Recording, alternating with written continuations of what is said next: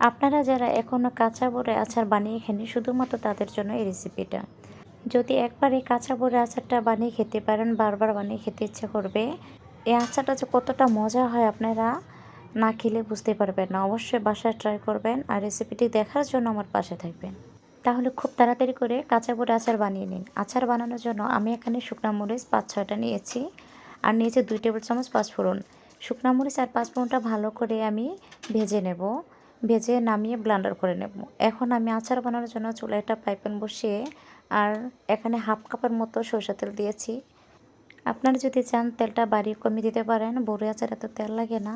তারপর এখানে আমি 5টা রসুনের কোয়া দিয়েছি আর দিয়েছি 2-3টা শুকনো মরিচ আর 1 চিমটি পাঁচফোড়ন দিয়েছি। তারপর বড়িগুলো দিয়ে আমি কিছুক্ষণ নেড়ে ছেড়ে ঢাকনা দিয়ে ঢেকে দেবো।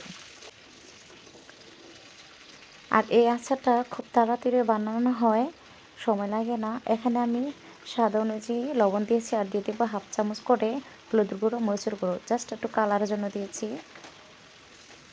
আপনারা চাইলে মরিচের গুঁড়োটা বাড়িয়ে দিতে পারেন। আমি এখানে পাঁচফোড়নের সাথে মরিচ দিয়েছি, শুকনো মরিচ, সেই কারণে মরিচের গুঁড়োটা তেমন দিইনি।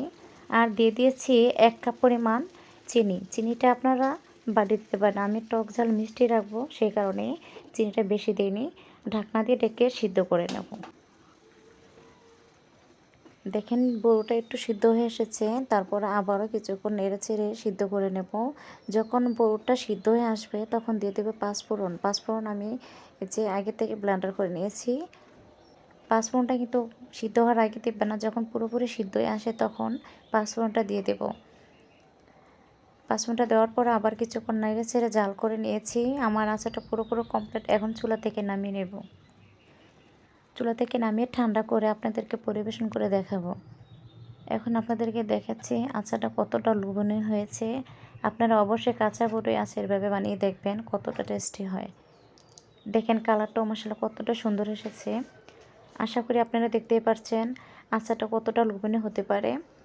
আর আমার রেসিপিটি দেখার জন্য আপনাদেরকে অসংখ্য ধন্যবাদ। আজকের মতো বিদায় নিচ্ছি। নতুন কোনো রেসিপি নিয়ে চলে আসবো। আল্লাহ হাফিজ।